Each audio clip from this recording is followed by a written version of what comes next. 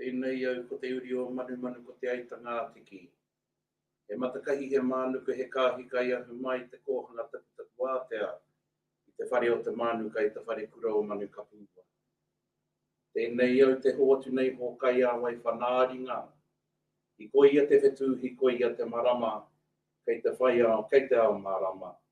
Whānau, haramai te toki, haumi e, hui e, tāi ki e. Tēnei wai mihi kauana e tangi kauana ki ngā mate o te wā. E te whāia e patu, o koe tērā, koe tanumia, ki te taha o whanaunga, i o kahumata momoe. Nō reira e kui e moi te hānea nea tanga o te pō. Kāti, kia koe, Gloria Utika, e tangi toru nei te ngā kau, e tangi toru nei, toiwi kia koe. Hei te ahiahi nei, ki mai ai koe, ki tō tātou marae ki reira koe, poroporoa ki te ai. Nō reira e te tī e te tā, a tēnei ko te mihi kia koutou, ko tahuri mai, ki tēnei pāhotaka. I'd like to welcome everybody here today to our broadcast for Hainatanga, where 183 years ago, our tūpuna signed Te Treaty of Waitangi. We've got a number of things coming up today that will be of interest to you, but first of all, let's cross over to our documentary, E Kore E Riro.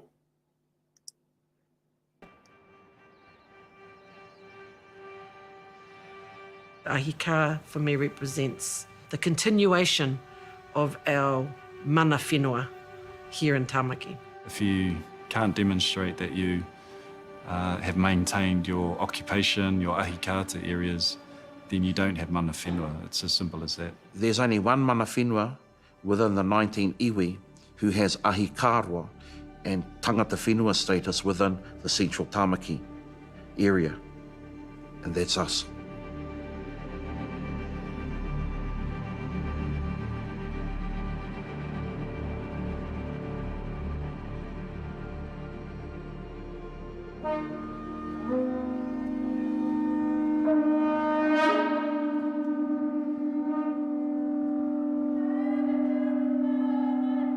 Ahika literally means keeping your fires warm. Most Māori understand that.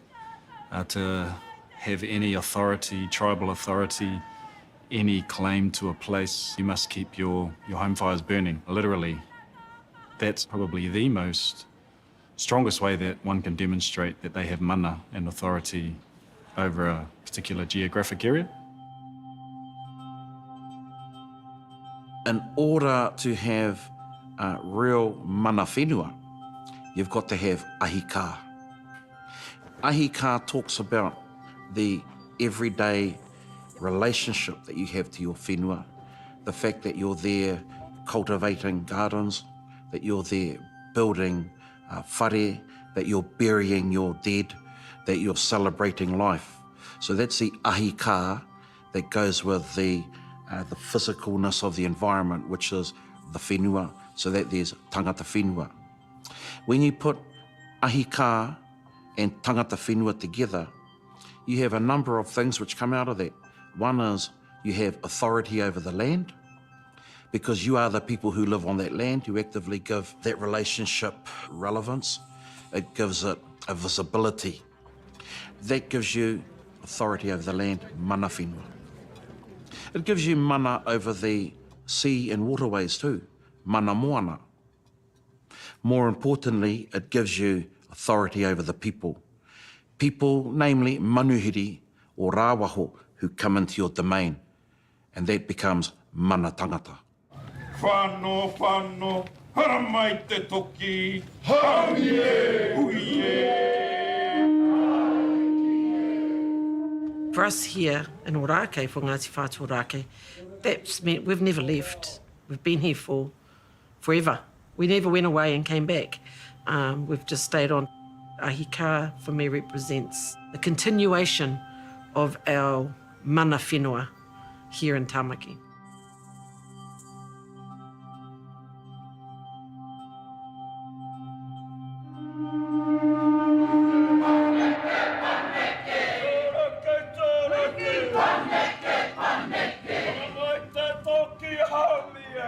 Hui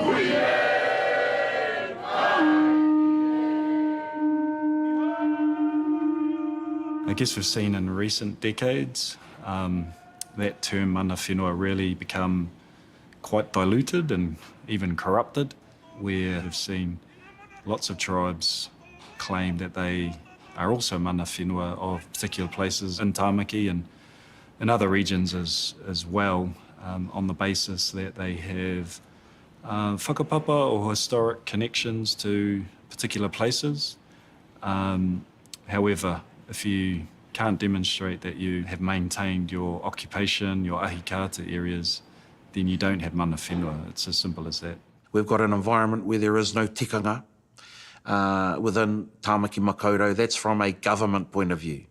The government has said there is no tikanga. There is no tangata whenua with primacy. We will treat everyone as mana whenua, because mana whenua is an easy concept to recalibrate from a Western point of view. But that's mana whenua without ahi kārua. There's only one mana whenua within the 19 iwi who has ahi kārua and tangata whenua status within the central Tāmaki area, and that's us.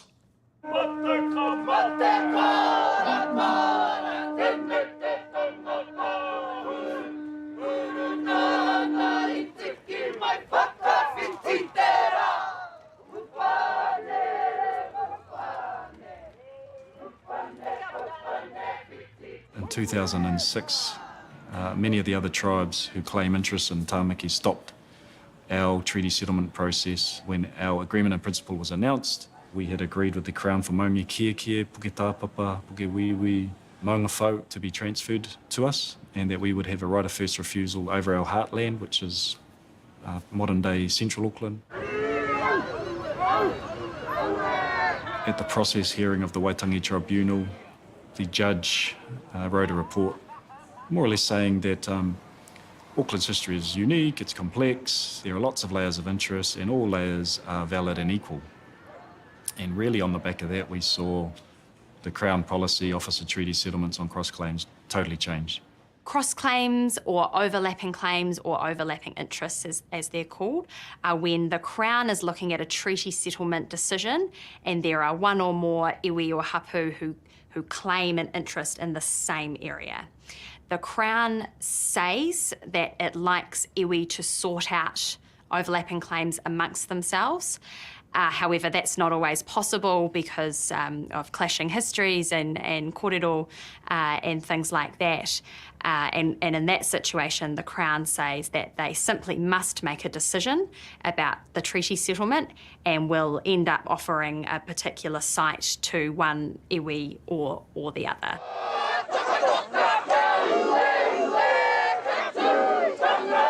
Our experience is people claim an interest, they fished here, they paddled past, they lost a battle even, and on the basis of that, the Crown has been amounting those historic interests into rights, which then turn into treaty settlement offers like statutory acknowledgements, which go into legislation, which influences local government policy like parks management plans, etc., which has now influenced Auckland Council mana whenua engagement policy, where they now invite 19 people and call them mana whenua. And as we've seen, offer land in our heartland like Waipapa, like Taurarua, to Marutuahu, a group of 5 tribes out of Thames, and Te Akitai, who are the descendants of Kiwi Tāmaki, who was killed in battle by Waha Apiaki at Paruroa during the invasion.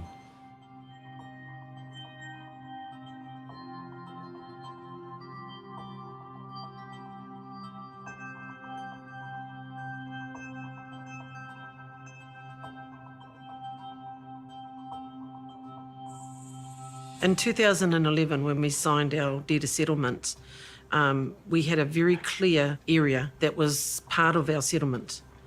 And as part of the apology from the Crown to Ngāti Whātua Ōrākei, there was an acknowledgement, or I think the term is an atonement, of the recognition of the area that we settled. And of course, the 2 properties that have been offered to other iwi are right in our heartland. We know the history of Taurarua, we know the history of Waipapa.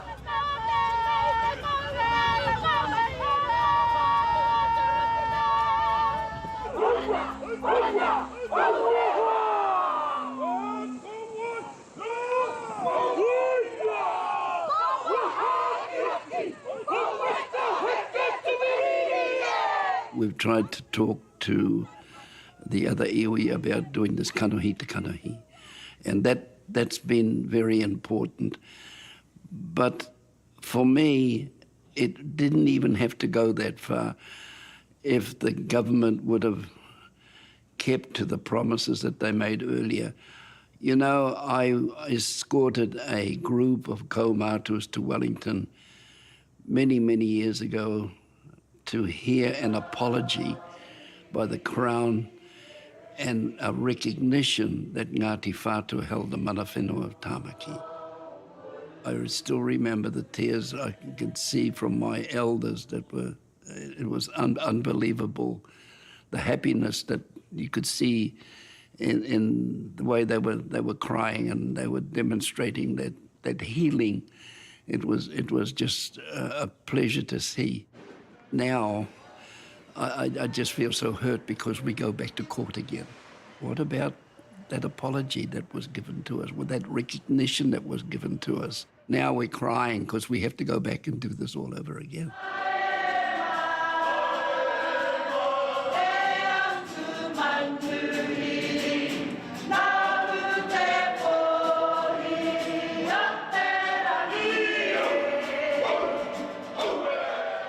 We've got a real good generosity of spirit as Ngāti Whātua Ōrākei. We got Takaparawhau back and we shared it with other Aucklanders. We shared our land with Hobson. We shared our papakainga with Ngāti Teata, with Ngāti Pāo, Ngāti Hura. When they wanted to trade in Auckland, we shared management and title over the volcanic cones as a way that other iwi with legitimate interests let them start their settlement journeys. However, when it came to particular lands in our heartland being offered to tribes as part of their individual settlement, we just said that it's too much. We can't stomach this anymore, really.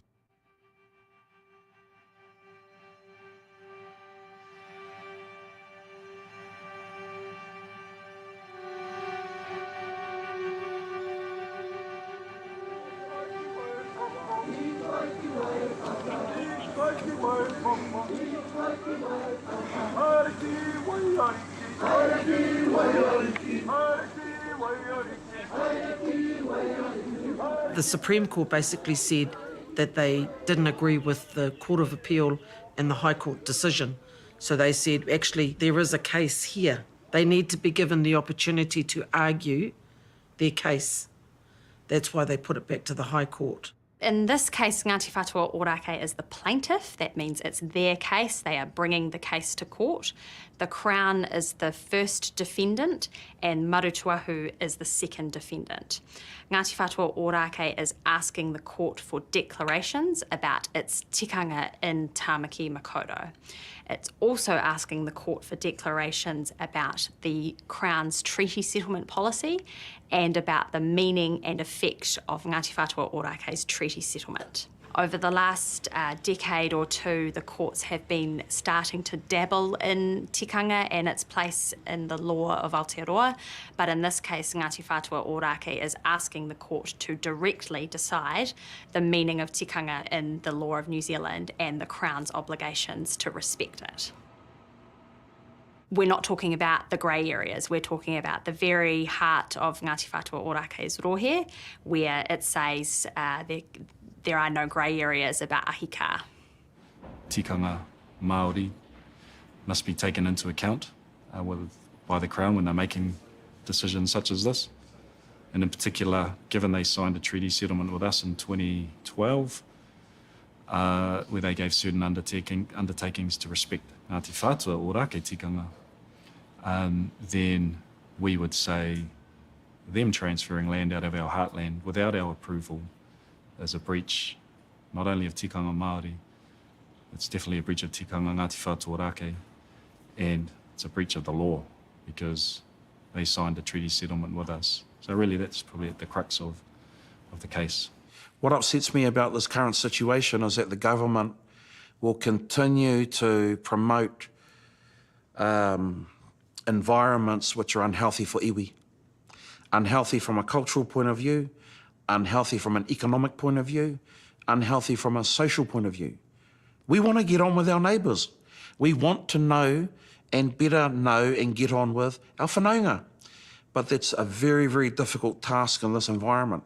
And that's driven by government. And the fact that government can't be bothered putting their thinking cap on and actually looking at the practicalities of where tikanga and LAW law can actually exist in the same space.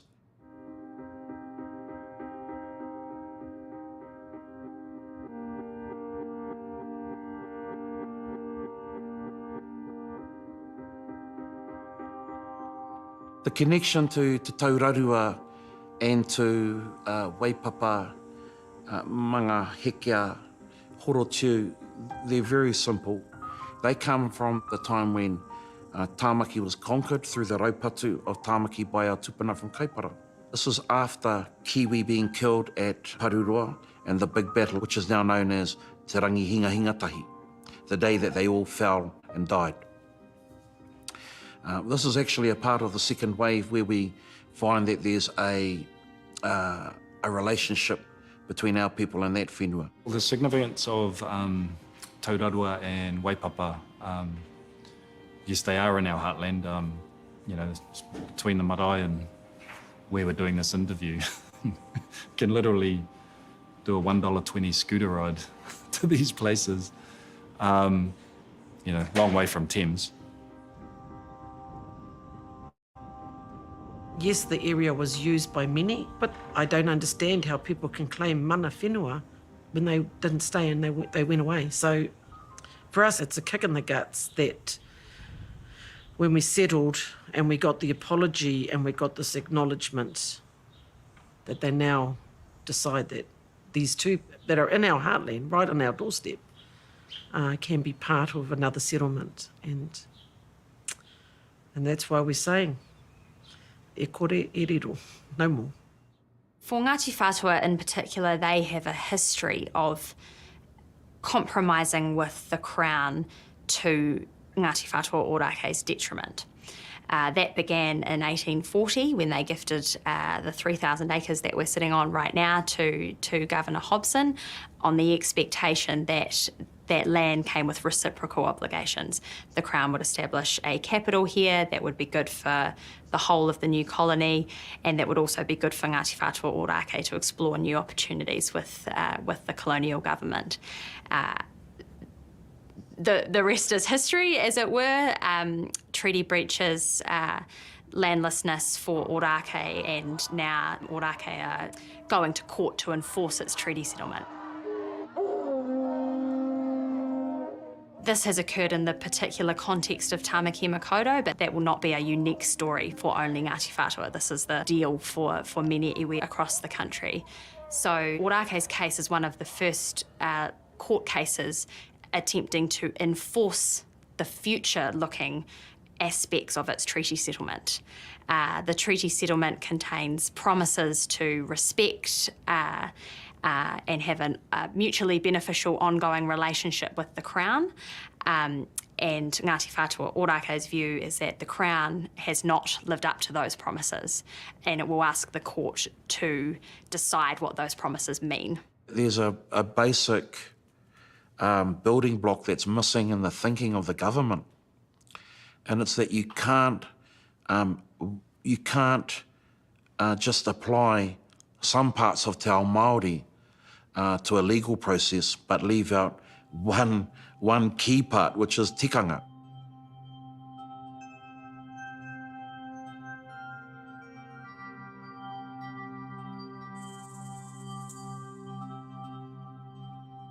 The Bastion Point occupation was a peaceful occupation. I mean, the wharenui was called aroha nui.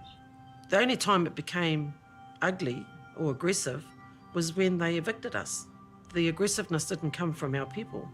It came from those that were given the job to evict. So I don't think there would ever be another Bastion Point, but of course the legacy and the foundation that our tūpuna and our uncles and our aunties, our nannies and our nanny pas, what they left us from Bastion Point certainly gives us that strength. We have stood up against the might of the Crown, and we're not big men, but let them come and try and evict us off here, we'll have so many people on Bastion Point. In many ways, this is nothing new. It is 3 to 4 century old toing and froing in terms of competition for mana and influence. And this is another chapter in that, and it's a chapter that we have to write. It's a chapter that Uncle Joe and Sir Hugh, Ani Pihema and Ruby Gray wrote. Really, I see very many similarities. What we're having to do now is what they had to contend with then. And what we're up against is, you know, a very skilled, complex, well-resourced machine that is the government and the Crown. I think there are seeds here which, if they're left to grow, and these are the seeds of probably frustration of this generation, yeah, it could be another Takaparawhau. If anything that we can take away from the occupation on Bastion Point is how resilient our whānau are. And when they are united, they're a force to be reckoned with.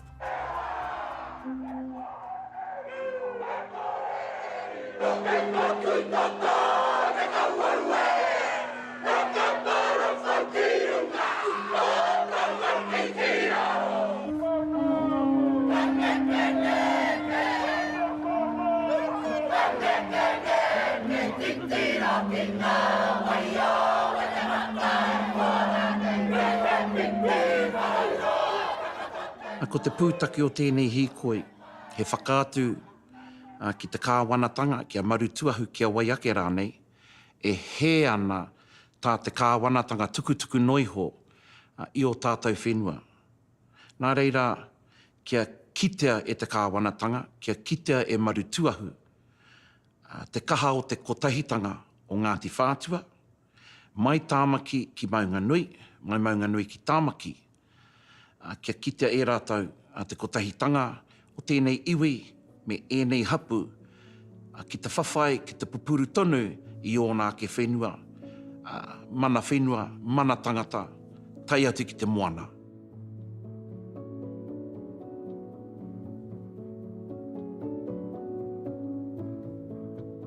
To be able to walk from our marae to the High Court certainly should send a message to everyone that if we can walk it, and I'm talking from our babies to our kaumātua, then, you know, that is the strength of our belief that the whenua is important to us.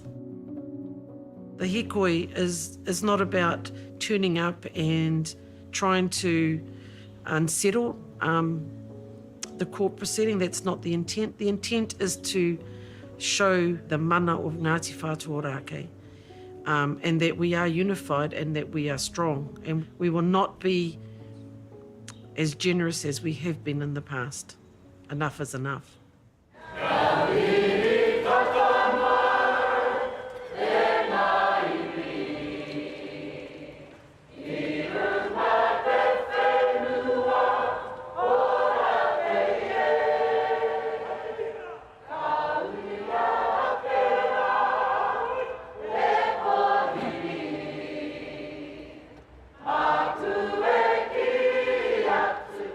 Whatever decisions made can be appealed by whichever side, so it may not be over for a long time yet. However, if we aren't successful in this fora, doesn't mean we're not ahi kara and mana whenua, doesn't mean we're not going to welcome people again at the various hui, pōheri, openings, blessings. That mahi carries on, and we will keep stating and reminding and forcefully demonstrating to people aha kua te aha, no mātou ke te mana o tēnei rohe.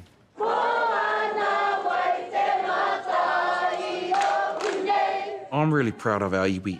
I'm proud of my people. I'm proud of our tūpuna. I'm proud of our history. I've only got one iwi, Ngāti Whātua. I was born Ngāti Whātua, I die Ngāti Whātua.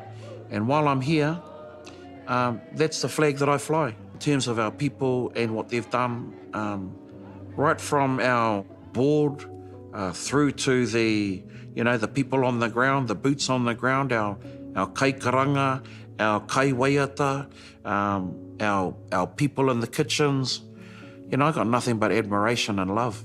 Really inspired by the whānau coming together in recent months, and recent years really, as we're, uniting and building our strength and unity. This is our turn now to have to grab the paddle. Proud is probably not strong enough of how I feel about Ngāti Whātua Ōrākei. We are a strong people, but we're also very humble. And what I am proud of is the fact that our younger generation are taking the head of our kaumātua and our tūpuna, are standing up and finally saying, no more for us, I'm getting emotional now. And I would love for our kaumātua to go knowing that we're okay. I would love for them to be able to go to our other loved ones knowing that Ngāti Whātua Ōrākei is in good hands, and we are building a strong foundation and whānau for our future.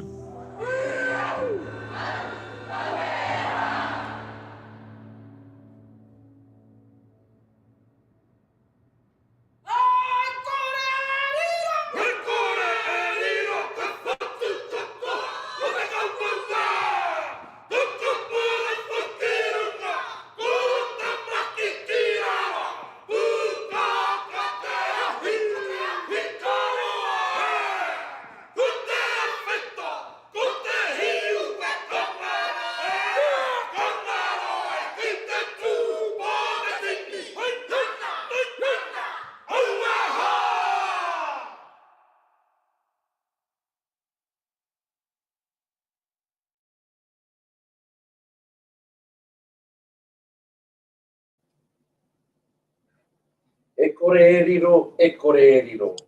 Nau mai hoki mai e tuama, ki tēnei taiwhanga, e pāho atu nei ēnei kōrero kia koutou I tēnei wā. Well, what a beautiful documentary where we can reflect upon our journey from Ōrākei, from our own marae over to the High Court 2 years ago, where we had all of our whānau and our friends and kei tautoko coming together to support us on that journey to the High Court. I tēnei wā, kei pakutaha. Ko tātou hea mana o te puari matua o Ngāti Whātua Ōrākei. Arama, tēnā koe, nau mai, haere mai, really great to have you here today. Particularly on this day, 183 years after the signing of the Tiriti by our tūpuna. Tell me, in terms of today, what are we commemorating in your own words? Today is really a significant day, not only for myself as a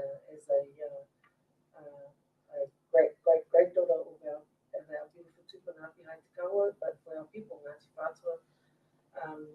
The day that he signed the Treaty of Waitangi over at Whakarongo Pā, it really sends a clear message around his intentions of what he wanted here in Tāmaki for us, for his people. To hold solid, to hold firm in our role here as tangata whenua, as ahika, and also to also send a message to the Crown that we were definitely wanting to work in partnership with them around not only the protection of our whenua, but also around how we can look after it, restore it, and ensure that our presence is here forever and a day. You mentioned protecting our whenua, protecting the mana of our tūpuna, and protecting the intent that they signed 183 years ago. Marama, how important is it for our people, for Ngāti Whātua Ōrākei, Ngāti Whātua ki Tāmaki, to commemorate today and to commemorate other important events in our history here in Tāmaki Makaurau? Oh, look, I think the importance is that this is a legacy that we've been gifted by our tūpuna. Their manaki, their aroha, for those that came to Tāmaki, especially upon the invitation of Ahiahi Te Kawau, to establish a beautiful city, our beautiful city, under the korowai aroha of Ngāti Whātua ki Tāmaki. And so it is important for us and for those that live, play and work here in Tāmaki to understand that narrative and that history, to understand that when we stand up and fight for the rights of our people, it is about protecting that legacy that our tūpuna set for us. And so I make no apology to anyone that wants to work, live and play here in Tāmaki, that they need to understand our history and our narrative. And we welcome them to come alongside us and be part of that journey and be part of that history with us. Just as we tie up this part of our conversation, we've had a number of big events in the last 2 years with the court, the Hikoi e Koreriro, and lately with Matatini, with the Pōhiri, and a number of wero happening there. What is your comment and encouragement to our people in terms of standing strong? I think we sent a very clear message that day. That is the place to put that kōrero on the Aotearoa. However, I think it really showed not only Ngāti Whātua, but the people Ngāi o Te Motu, that we won't cede to any form of bullying or challenges. We know our doors open to kōrero, but you come and kōrero on our terms and ensure that that kōrero is done under the mana and under the korowai of our tūpuna. Wonderful. Tēnā koe i rā kōrero, i rā ahiahi, i rā whakatena tēnā ki ngā uri o te piriri, o tira kia Ngāti Whātua. And totally wanted to support that we must stand strong and we must come together as a people, not only here in Tāmaki, our three hapu, but also with wider Ngāti Whātua. And on that note, we're now going to cross over to another wonderful documentary focusing on the signing, the Hainatanga, where it'll feature a number of people that I think our hapu will recognise, and so we'd like to cross over to that. Nō reira, e huama, e tuama, kia whakawhiti atu tātou ki te Hainatanga.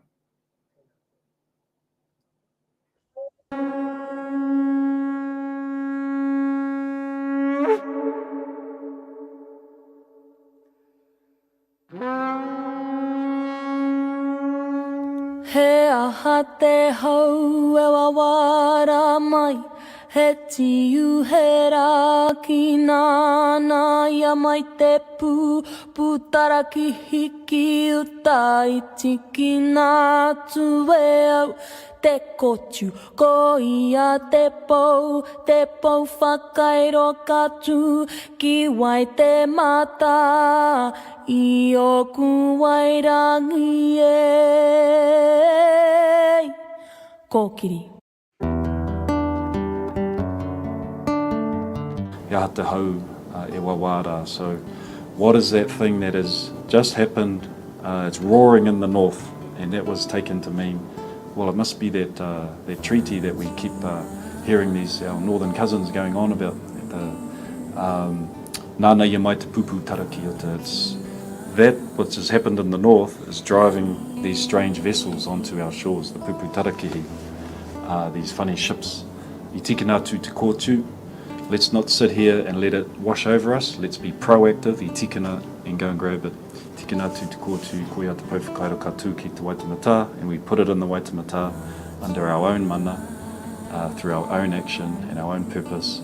I oku wairangi, that's the vision.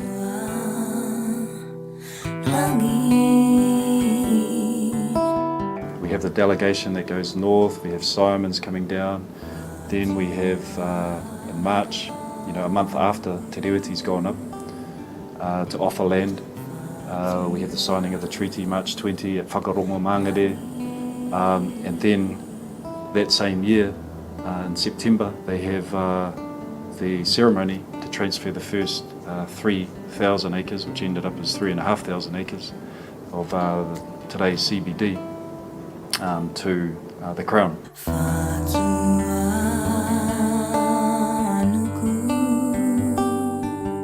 I knew through our occupation of Takaparawhau that the treaty had something to do with it, in terms of the relationship that was broken between the rangatira that signed on behalf of their people with Queen Victoria.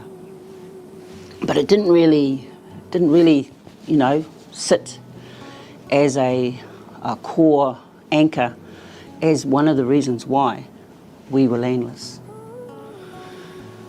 as Ngāti Whātua. Why, once upon a time, prior to the signing of the treaty by our tūpuna, 80,000 acres is the number that's been said to us in our historical documents. We owed 80,000 acres of Tāmaki Nui, of Auckland. And it's like, as soon as that signing happened, the land started to be lost by every machine possible that the colonial forces could engineer.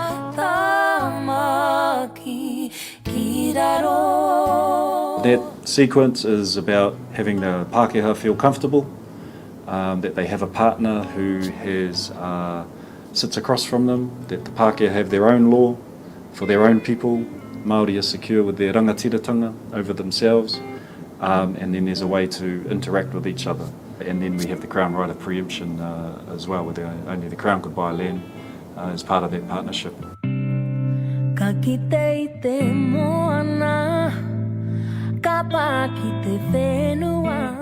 Fighting for land allows you to have a perspective about Te Treaty, the document. The document that was signed by our three tūpuna allows me to believe that we have entered into a historical relationship with who we call the Crown, the government of the day. Never mind what party they are, because they actually all behave the same way to us. Yeah, none of them have come out and really adjusted the injustice that's been incurred upon Ngāti Whātua Ōrākei. None of them. I'm proud of my parents, proud of my grandparents for sticking to the kaupapa. This is the basis of our pleas. Give our land back. Without Takaparawhau, I don't think we'd be here. With the razing of the village at Ōkawa, the destruction of Te Puru o Tāmaki, that amounted to a cultural genocide. You know, and then 40 years later, you know, so we have a generation and a half with no marae, to have our burial, to have our tangihanga, to host all of the taurahiri that are flooding into our city from other rohe for mahi. Couldn't host them. You know, we were at our very lowest from 1950, and without Takaparawhau to give people hope, strength, backbone. The Bastion Point occupation took place 1977, January the 5th. That was an experience for all of us from Ōrākei, those for and those against, and it helped the Crown for us to have a division of whakaro around that. Hoi anō, 45 years later, we commemorate the eviction of Bastion Point, because that was an injury done to us.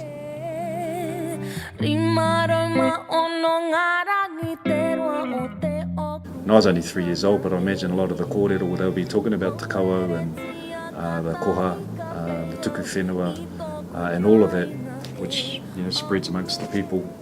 When you just stand up on Takaparawhau and look back to the city, you can see the city, this big ngārara crawling across, heading east, and it just stops, and it's a green paradise of ngahere and our manu and our marae, of course, of people. So yeah, it's also a physical sign that that we actually stopped it. The positive side of Te Treaty of Waitangi. We are a settled people in terms of we have done our battle with the Crown. We have called them to get off their high horse and agree to the fact that they did wrong. So they've apologised for all the wrongdoing. Hoi anō, we're still battling with them in courts, and we've won twice.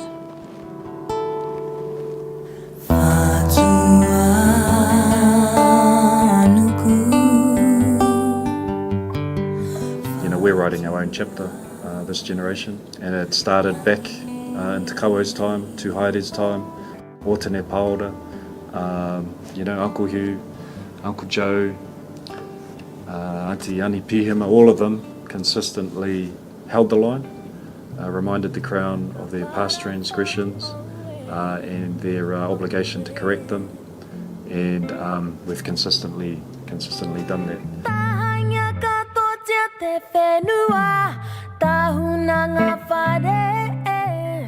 Well, if I was to speculate what our tūpuna are thinking, I know that they thought hard about signing their mark on that document, and that they saw it as a strategic move to protect their uri. I think that's one thing that we can do in this modern day is, are my actions protecting my uri, my whenua, and living up to what our tūpuna have always done, to fight for this land, to let everyone know on our boundaries who we are, and with respect, acknowledge who they are.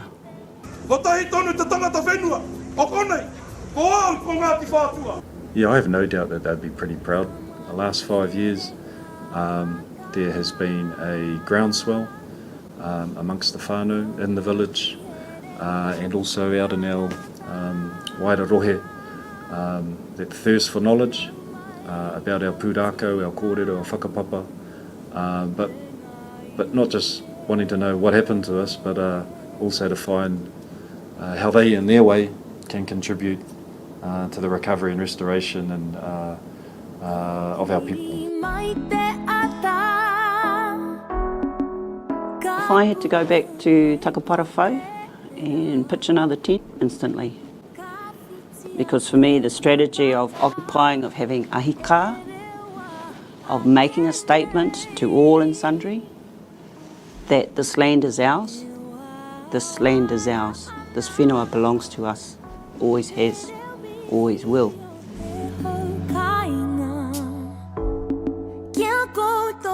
If our land, our ūkaipō,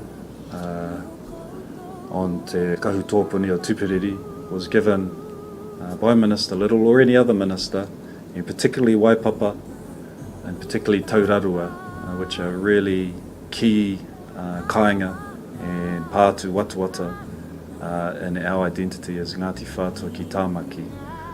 We've made it pretty clear. We will never, ever let that happen. And whatever it takes, we will do it. To never, ever let that be given to any rāwaho, any outsiders who are not uri of Tūperiri. No way.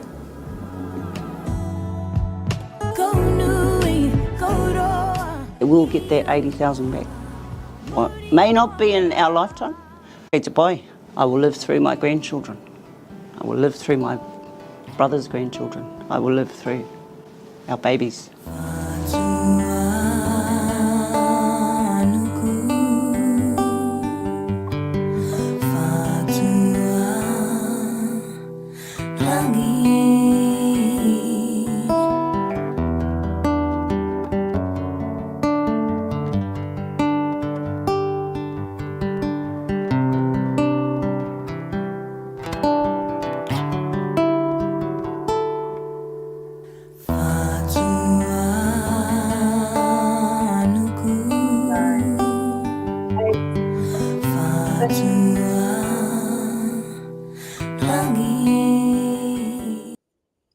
Ka tia te iwi nau mai hoki mai ki te kupu nei, o tō tātou nei whenua, anei mātou e pāho atu nei ēnei kōrero kia koutou katoa. O tira e rere ana ngā whakamiha kia koutou, o tira Ngāri Mu Blair, kaurua ko Sharon Hawke, me te hurua ngā kaimahi nā koutou tēnei o ki pūmeka te Hainatanga I whakatūtiki ake tēnei ka mihi ake. What a beautiful taonga our documentary is for us to be able to view and to reflect upon in days to come.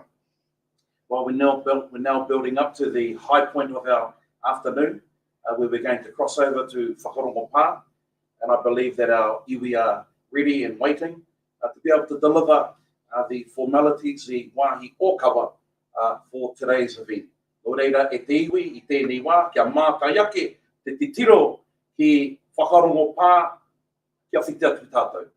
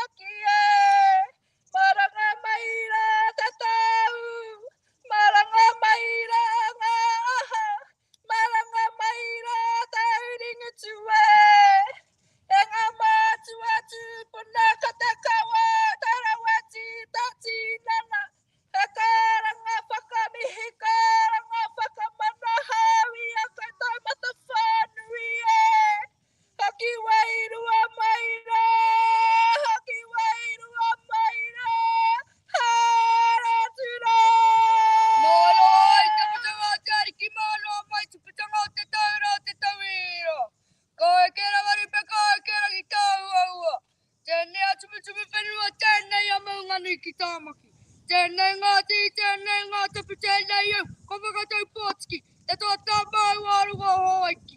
Te tūnei te tupale, kei ngā taumata. Taumata o te reo, taumata o te mātou, taumata o te ora. Pita ki te whai au, ki te awarama. Whano, whano, arawai te toki. Haumie! Taukie! Ia he mata ki ngā maira te kupu atu ai, nuku atu ai rangi. Ki runga ki ēnei manga te akamatu e tūnei. Nau ko rā pāhi e roa, ko rā tākotu whakarara, ko whakatau pātiki I koranga mai. Nei ko ngā tīwhātua aui. He kauri tū wau, he manuka, he matakahi e tūnei ki runga Whakarongo Pā. I tēnei rangi hirahira I Waitohu I te Treaty of Waitangi, ki runga ki ēnei whenua. Ko te kaha kai ngā tīwhātua, he kaha tua tini tini, he kaha tua mana mana.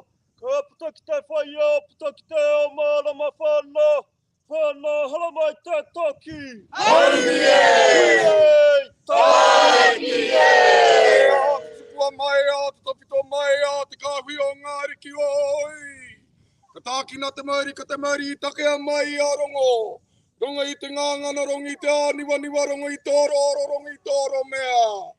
Tēnei te ara whakahono I te rangi ki te whenua, I te whenua ki te rangi I te ao kiko, ki te ao wairua. Wainuku wairangi wai ai o I tupa I te mahara I pū ai te mauri. Ko te mauri nui, ko te mauri roa, ko te mauri tage, ko te mauri matungaro, ko te mauri matua kore. Ko te mauri I te timatanga, ko te mauri I te wakamutinga, ko te mauri hono ai tātou ki te ao tapito, ki te ao tūneke, ki te ao tūroa. Tēnei te kawaruruku ia, rongo ka peu ka arunga, ka peu ka araro, kia tupu e toka mate te rā. E tū mai ai te mauri tau ki runga ki ēnei taura, ki runga ki ēnei tauira, ki Whakarongo Pā, ki te ara pūeru, ki tēnei kaupapa hirahira o tātou kāputi ki te whai au, ki te ao marama whānau, ara mai te toki. Haumie! Turuki! Paneke! Turuki! Ara mai te toki!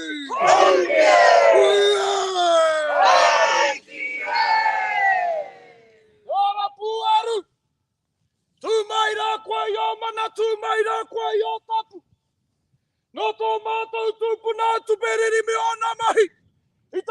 te rāingua ki ronga ki a koe. Nō reira kei te maunga kōrero. Tūte ao, tūte pō, tūte pō, tūte ao. Anei ko ana uri, anei ko ngā kuri pure o tāmaki. E kore ngaro i tahinga pō uri e. Kau ki atu rā ki a koe e tu beriri. Nau ko taraha waiki, ka moe ki a mokarua. Ngāti te ata, wai ohua. Nō reira kai a koutou, ko ngā whanaunga, te tangata whenua. Ngā kaupapuri te mauri o tēnei o ngā rohe. Tēnei o Ngāti Whātua, e mihi nei, e mihi nei, e mihi nei ki a koutou kātika. Kia ora. Kau ki atu rā ki a taraha waiki. Nāna, kua pia i Te Kawau. Nā pia i Te Kawau i tiki nā te ronga kōrero. E o te hau e wa wāra mai, e wa wāra mai. E tūheraki, e tūheraki. Nāna ia mai te Poutūterangi ki uta. E tiki nā au te kōtū. O iara, te pauwhakairo. E tūnei, e tūnei. E koro e api. Hoki wairua mai rā. Anei o uri. Anei o tamariki mokapuna. E wānanga tonu nei. Ki te rongoa. Mo ngā he. Kua pākia mai rā ki runga i a mātau. Hiro tō i ngā tau. Ka tūtonu ki runga i te whenua. E Whakarongo Pā. E Whakarongo rua kutaringa. I ngā kōrero o te wā. Ku ngā au kukume o te wā. Ku ngā au kakati o te wā. Tēnei mātau hoki. E rapu nei e kimi nei. Te ara ki tua. Te ara o te haupōpō. O te tau, rua mana whā te kau. Ka eke te tiriti. Ki te rua te kau, ki te rua mana tau. Nō reira, ka toko ake te pātai. Ka hatātau, ka hatātau. Nō reira, koutou ngā tūpuna o te pō. Koutou, te tūpō o te tini. Hoki wairua mai. Hoki wairua mai. Hoki wairua mai rā. Kauri! Ka te kahuta puni o tu periri take tūpuna. Aho mai rangi ngāri ki ngāi ui ko te waia. Hua kairi waka te kohu o kere ngā kuriranga unue. Take rau patu Ka te rangi hinga hinga tahi te inga. Kiwi aha ki aki waita. Heke ka te waka kōrari. Te arapu e runga kuri pure pure. Ka te tuku panua. Mai mga whauki kaurarua. Mga whiti atu ki o Poutūterangi. Te ringa wherona api hai te Kawau tunu whakarai o tāmaki e. Ka te ahita. Ko ruperiri kakari ki tamo. Ule wai whenua karaha wai ki e. Ka patarangi. Ka urua moa warua kaka ki o rehua. Api hai o karaka te tinana koko. E kore hiro, te koutou puni o tuperiri. Ai mai te toki. Oi e! Ai ki e!